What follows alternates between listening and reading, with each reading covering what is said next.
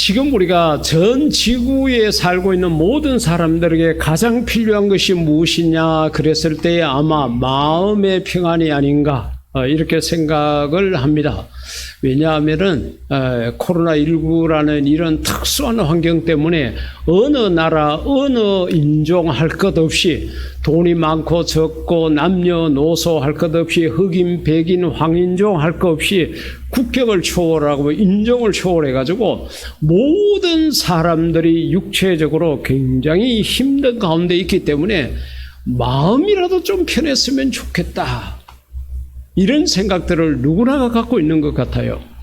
뉴스에 나온 거 들어보면은 강경화 외교부 장관이 남편이 했는 일 때문에 청문회 국회 국정감사실 감사를 받는 과정에서 우리 남편은 감당이 안 된다고, 아무 누구 말도 안 듣는다고 그런 말을 해가지고 처음에 그 이야기를 했을 때는 그냥 언론에서 저게 또 변명한다 이렇게 생각을 했는데, 아마 이번 국감장에서는 강경화 장관이 똑같은 말을 그렇게 했을 때 다른 여성 국회의원이 우리 집도 그래요, 자기 남편도 그렇다고 그렇게 이야기를 해가지고 파안대소했다는 기사가 나온 걸 봤습니다.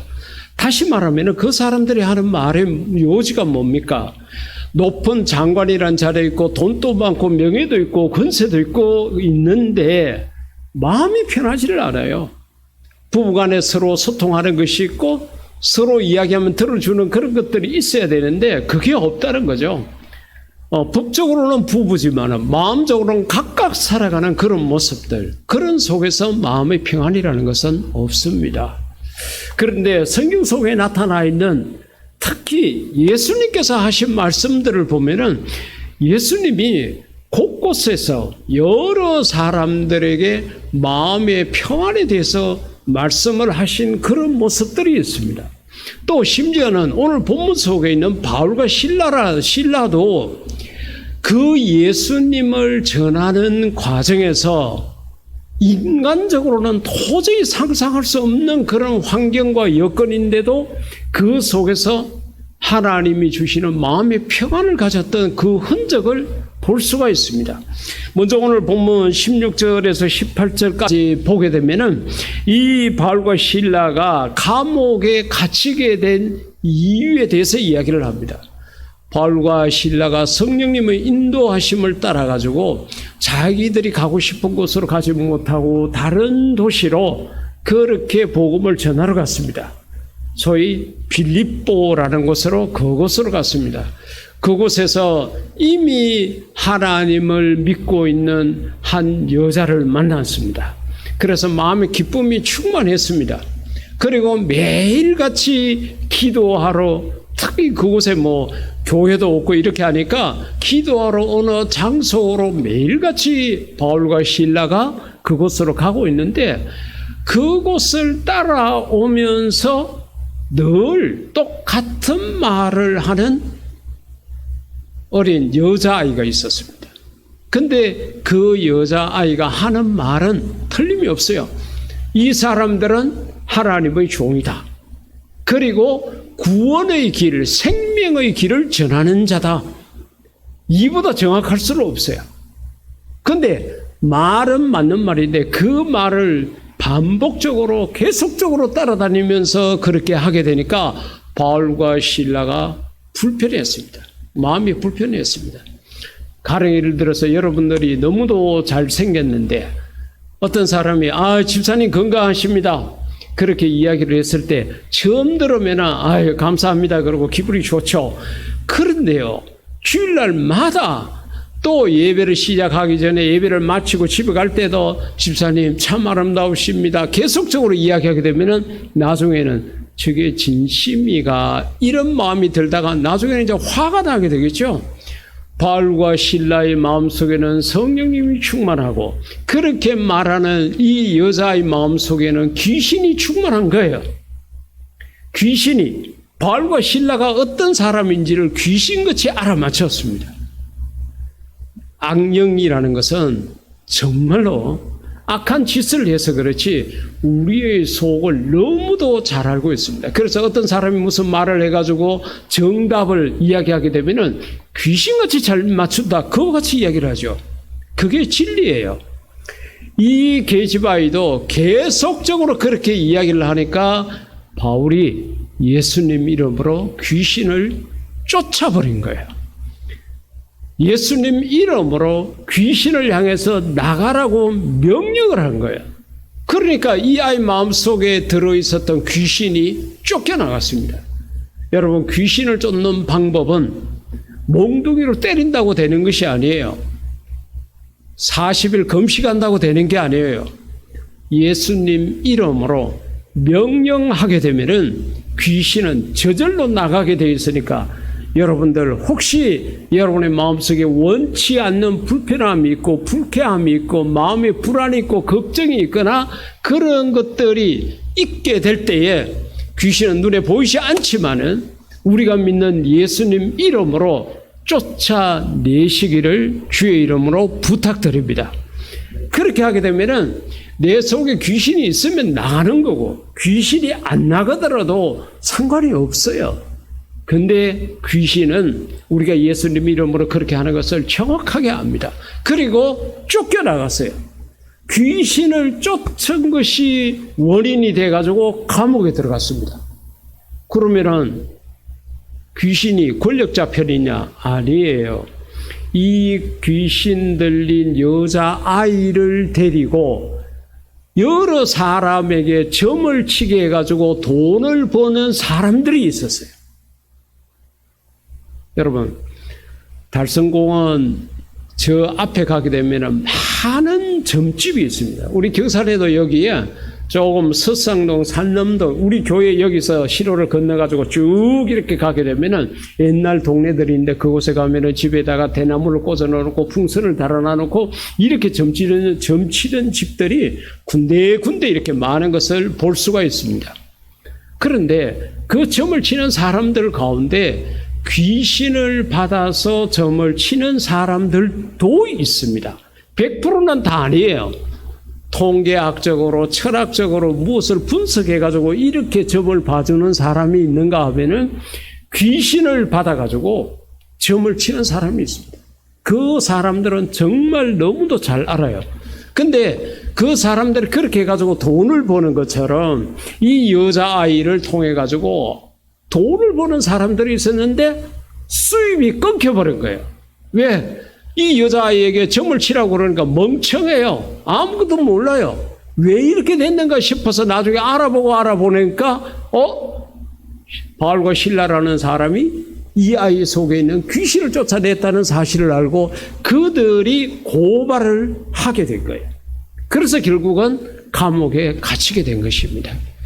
우리가 이런 과정을 통해서 알 수 있는 것은 우리가 하나님 말씀을 전하고 우리가 정말로 예수님의 증인으로 나서게 될 때에 우리를 환영하고 우리에게 융숭한 대접을 해주는 사람보다는 우리를 핍박하고 우리를 고난 속으로 몰아가는 사람들이 많다는 것도 꼭 기억을 하시고 이런 환난의 언덕, 고난의 구렁텅이 여기에 좌절하지 아니하고 끝까지 예수의 증인으로서 복음을 전하는 자로서 살아갈 수 있기를 주의 이름으로 부탁드립니다. 자, 귀신을 내쫓았다는 것 때문에 감옥에 들어가게 된 거예요. 그런데 감옥에 들어간 상황이 그냥 네 잘못했으니까 감옥에 들어가라 이게 아니에요.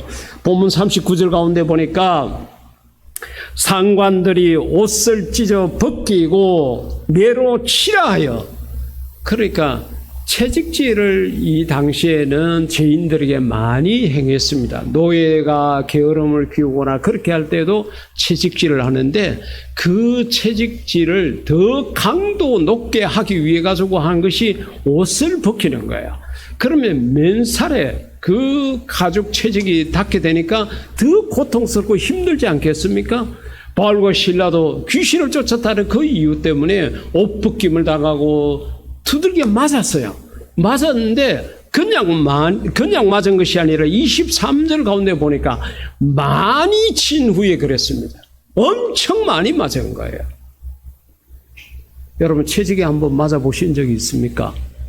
우리 한국 사람들은 채찍에 맞아본 경험들이 거의 다 없을 겁니다.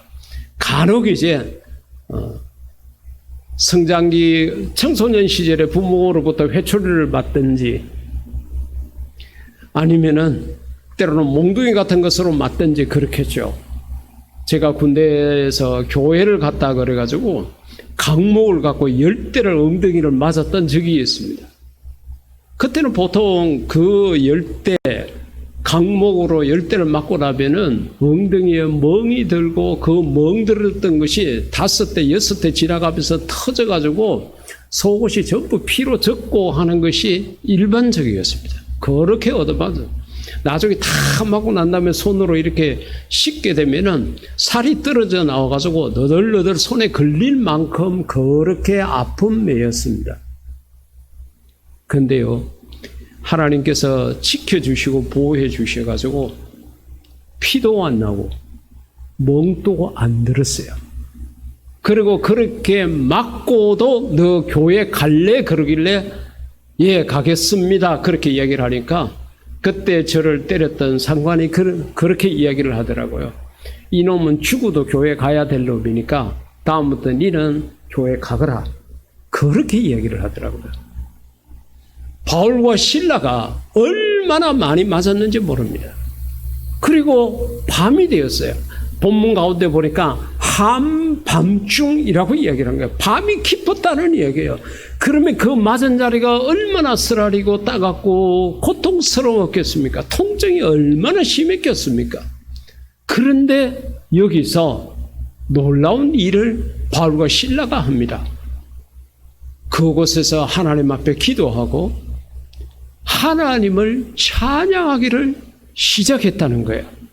그것이 그냥 입으로만 흥얼거리고 그렇게 하는 것이 아니라 바깥에서 있는 간수들이 다 들을 만큼 큰 소리로 찬양하고 기도했다는 거예요. 정말 놀라운 일입니다.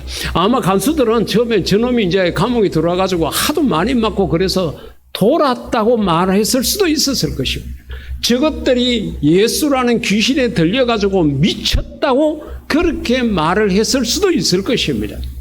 그런데 바울과 실라가 계속적으로 그 상황 속에서도 하나님을 찬양하고 하나님을 향해서 기도했다는 거예요. 이것은 사람이 갖고 있는 마음이 아닙니다. 이것은 하나님이 주시지 않으면은 절대로 그렇게 기도할 수 없고 하나님을 찬양할 수가 없는 거예요. 그리고 여러분, 노래라는 것은 하나님을 향해서 하는 것은 찬양이고 우리의 입으로 그냥 하는 것은 노래이지 않습니까? 그런데 대부분의 노래는 기쁘고 즐거울 때 나옵니다. 슬프고 괴로울 때도 노래가 나올 수도 있지만은 그것은 노래라고 할 수가 없죠. 전체적으로 우리가 마음이 기쁘고 즐거울 때에 흥얼거리며 노래를 부르고 정말로 흥겨워가지고 노래를 합니다. 억울하게 귀신을 쫓아냈다는 것 때문에, 그리고 또 그렇게 많이 맞아가지고 감옥까지 들어온 사람이 어떻게 그렇게 기쁘고 즐거웠겠어요?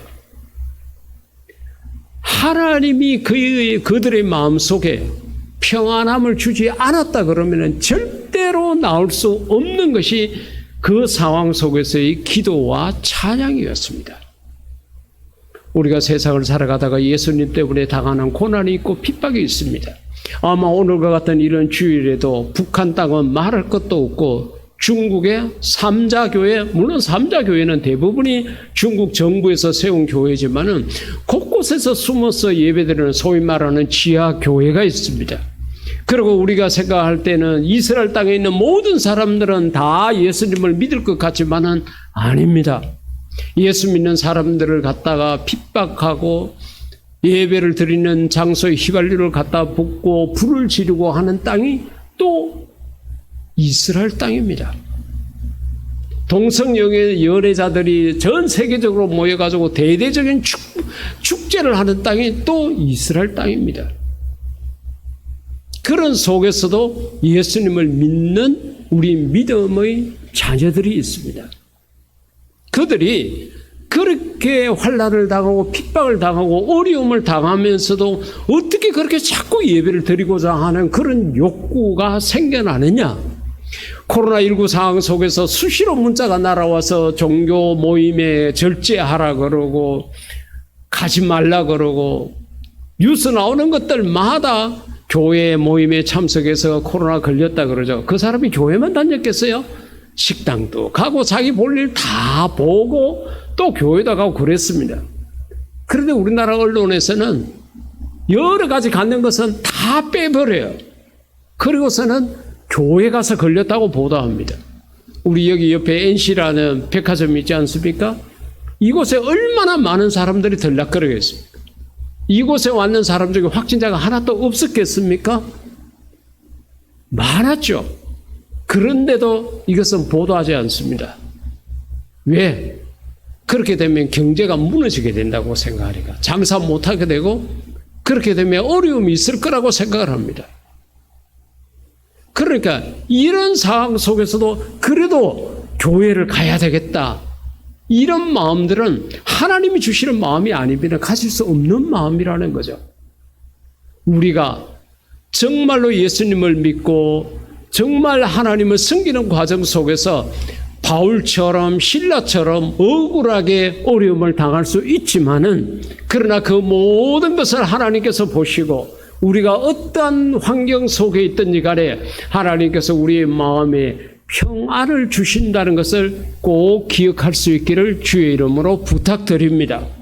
그렇기 때문에 우리가 몸은 편하지만 마음이 불편한 경우가 많이 있습니다.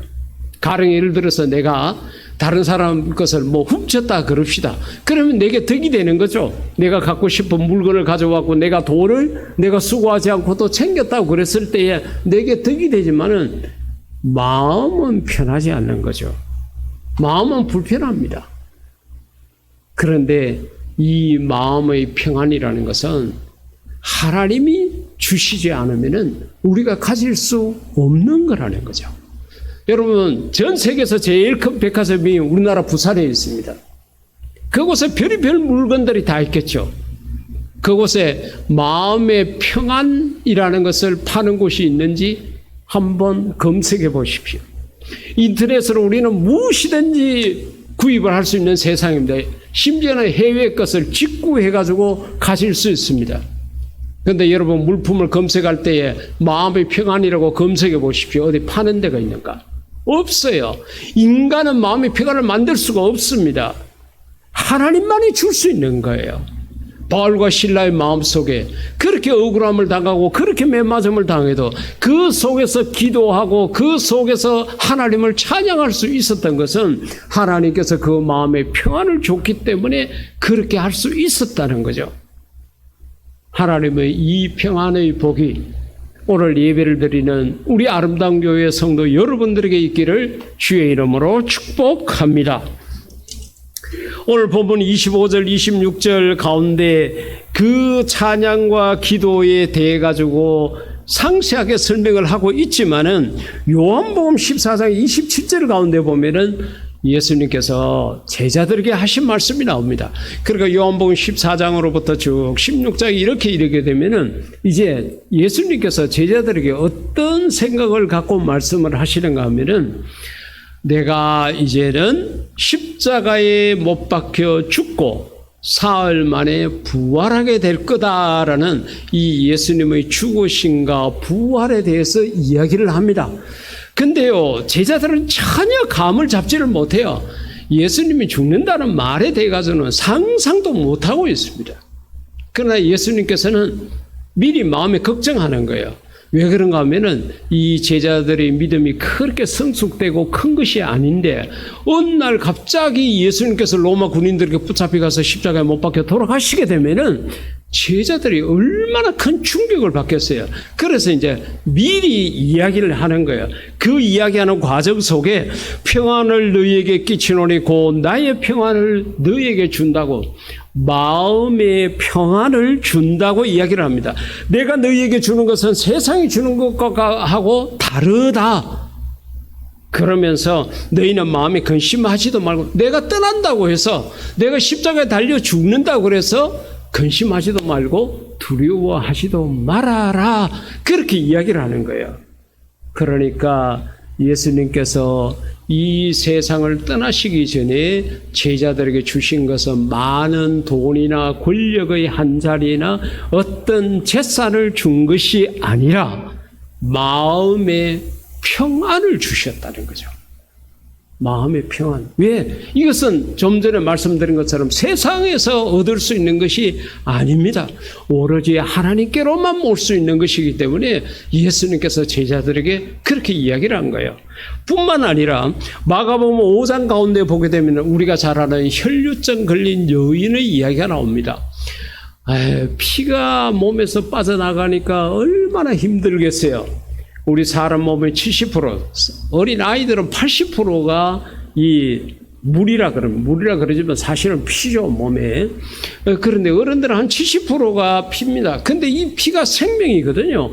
이게 자꾸 빠져나가니까 얼마나 힘들었겠어요. 거기다가 여자의 몸이니까 더 힘들었을 것입니다.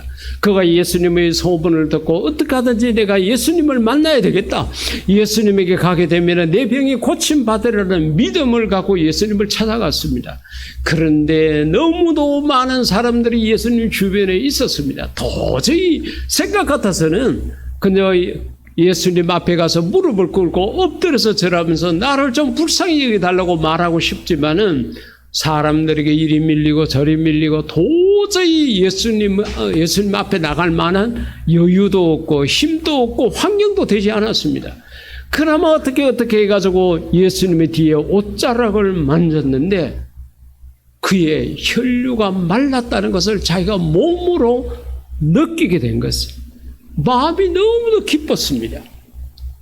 그때 예수님께서 뒤를 돌아보시면서 누가 나에게 내 옷자락에 손을 대었느냐고 말씀하시게 되고 제자들은 선생님 무슨 말씀입니까? 사람들이 이렇게 많아가지고 이리 밀리고 저리 밀리다가 하다 보니까 예수님의 옷자락에 누가 대인 거죠. 누가 억지로 잡았겠습니까? 그렇게 이야기를 하게 됩니다. 그러나 예수님은 그게 아니라고 이야기하게 되고 그 과정에서 이 여인이 예수님에게 자기 모든 형편을 이야기하게 됩니다. 그때 예수님께서 하신 말씀이 내 믿음이 너를 구원했다. 이렇게 그 믿음을 칭찬하시고 그 다음에 하시는 말씀이 평안히 가라. 할렐루야. 평안을 복으로 빌어주신 거예요. 그러니까 예수님께서는 병자를 고치고 난 다음에 그냥 내 병이 나았으니까 이제 건강하게 살아라. 잘 살아라. 잘 먹고 잘 살아라. 이렇게 말씀하시는 것으로 끝나지 않고 평안을 빌어주신 거예요. 제자들에게도 앞서 이야기한 것처럼 그런 평안을 빌어주었습니다. 그러니 예수님께서 나중에 십자가에 달려 돌아가시면서도 자기를 십자가에 못 박는 로마 군인들을 위해서 기도하셨잖아요. 마음에 평안이 없으면은 지금 내가 죽게 생겼는데 나를 살려달라고 제자들 다 어디 갔느냐고 나한테 오병이어 현장에서 밥 얻어먹은 사람들 다 어디 갔느냐고 나에게 병 고침 받은 사람들 다 어디 갔느냐고 너희들이 나를 이제 좀 도와줘야 되지 않느냐 이렇게 말씀하시지 않고 오히려 자기를 십자가에 못 박는 그 로마 군인들을 위해서 기도하셨다는 것은 그만치 육체는 괴롭고 고통스러웠지만은 마음에는 평안함이 있었다는 거예요. 그래 제자들에게 전도 현장으로 내보내면서도 너희들이 전도하러 어느 집에 가게 되면은 그 집에 들어가서 무엇을 빌라? 평안을 빌라. 그래가지고 그 평안을 받을 만한 사람이 있으면 그 집에 진짜 평안이 있게 되고 만약에 그걸 받지 않게 되면 그 평안이 네 것이 된다. 그러니까 우리가 신방을 가거나 누구를 만나게 되었을 때 샬롬이라는 말이 평안이거든요. 평안을 비는 것이 성경적이고 예수님 가르침대로 하는 거예요.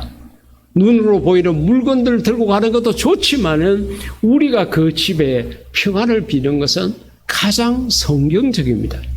이처럼 예수님께서는 제자들에게도 그와 같이 말씀하시고 병든 자를 고쳐주면서도 그렇게 말씀을 하시고 십자가에 달려서도 그렇게 말씀하시고 그만치 평안에 대해서 많이 말씀을 하시니까 예수님을 십자가에 못 박는 로마 군인들의 머릿속에도 예수 그러면은 저거는 평안을 비는 자다 이런 생각이 들었던 거예요. 그래서 그들이 예수님을 잡아가지고 마태복음 27장 29절 이하 가운데 보게 되면은 가시관을 엮어서 예수님의 머리 위에 세우고 갈대를 마치 왕의 손에 들고 있는 그러한 진짜 금으로 만든 막대기처럼 생긴 그런 것이 있거든. 홀처럼 그것을 오른손에 들리고 그 앞에 무릎을 꿇고 희롱하여 이르되 유대인의 왕이여 뭐 할지어다? 평안할지어다. 네가 이때까지 평안하라고 그렇게 말을 많이 하고 다른 사람에게 평안을 많이 빌어줬잖아. 이제 너도 한번 평안해봐. 그러니까 로마 군인들의 머릿속에는 예수 하면은 평안을 말하는 자 이렇게 인식될 만큼 예수님은 평안을 빌어주셨다는 거예요.